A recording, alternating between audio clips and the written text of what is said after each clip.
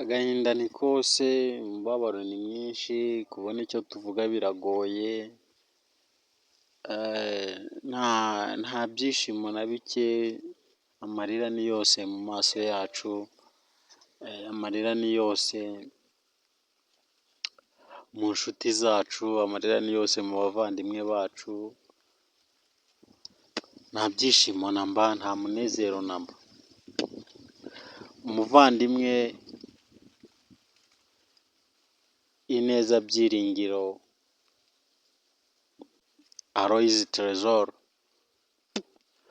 witabye Imana akoze impanuka, umulegendary wacu, mu by'ukuri yakoze byinshi, yabayeho mu buzima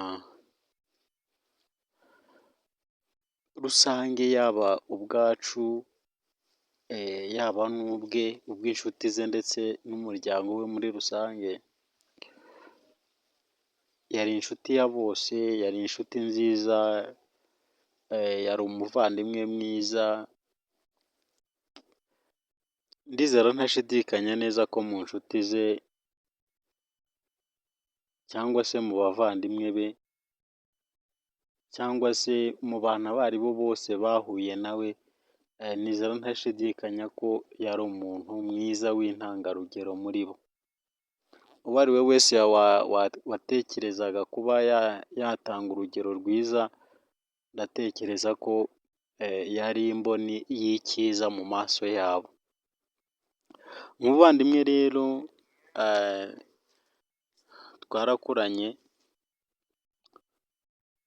nubwo wenda tutabanye imyaka ye y'ubuzima bwe bwose, ariko yari inshuti yanjye, yari umufamiliya wanjye, muri make yari byose, yari byinshi, yari afite ibintu byinshi asobanuye cyane kuri njye, harimo n'ibyo ibyampaye motivasiyo y'ubuzima ndiho uyu munsi.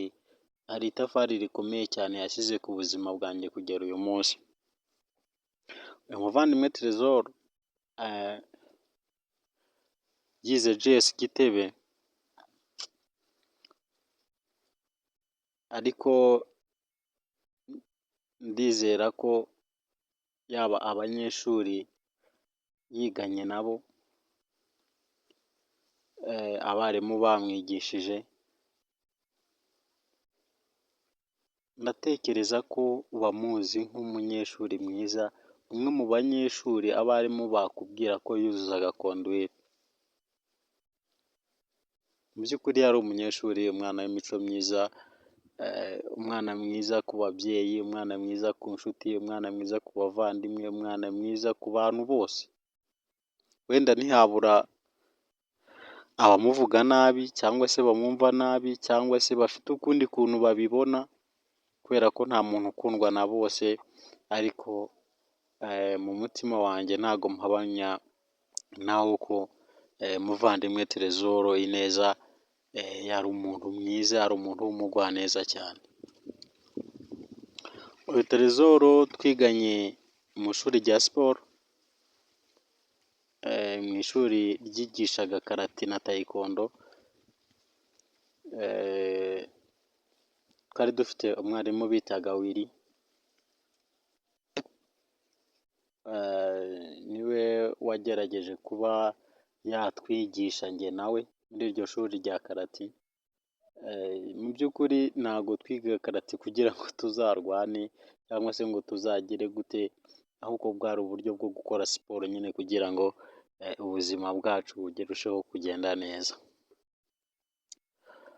Nyuma y'aho yuko tuvuye muri iryo shuri rya Willy, twakoze passage, bimwe byo gupasinga nyine, uva ku mukandara w'umweru uba ufite nk'umunyeshuri, winjira mu kindi cyiciro gikurikiyeho. Mu by'ukuri icyiciro gikurikiyeho ntago kiri direct, ntago kiri ako kanya, bizwi ko ari icyiciro ushobora guhita winjiramo nyuma y'uko uvuye aho ngaho, ahubwo ushobora kuva aho ngaho, ushobora kuba wageze nko kuri Ntwari verite, nko kuri Ntwari ifite dani imwe cyangwa se ebyiri, bitewe n'urwego rwawe.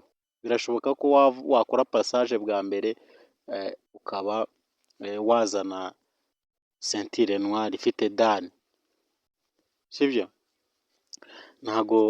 Ntago bizwi ko ushobora kuva ku mwanya wa mbere ujya ku rwego runaka.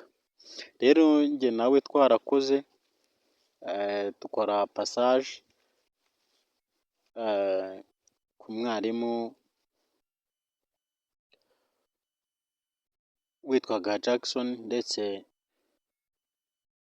n'umwarimu bitaga Otenga guturuka muri Uganda. Abo barimu nibo badukoresheje passage. Tresor nk'umwana mwiza kandi ufite discipline muri ibyo yakoraga, yakoze passage. Nahakuye verite wahakura orange. Mu by'ukuri niyo mpamvu nabwiraga nti ntabwo bizwi ko wazana iyi level runaka mu gihe uvuye kuri iriya level, ahubwo level sensei niwe uyiguha, niwe ukwereka urwego rwawe, akakubwira ati urwego rwawe rugeze aha ngaha. Icyo kimenyetso baguha, iyo sentire baguha niyo ikubwira urwego ugezeho, sibyo? Niko bigenda muri karate. Rero nk'umuntu twiganye aho ngaho arapasinga abona iyo sentire. Mu by'ukuri nanjye verite nagezeho ndayimukesha cyane. Ni imfura, ni umuntu w'umugabo mu buzima bwanjye. Rest in peace brother, rest in paradise bro. Update news kugira ngo next time mujye mubona ibiganiro byacu bya football.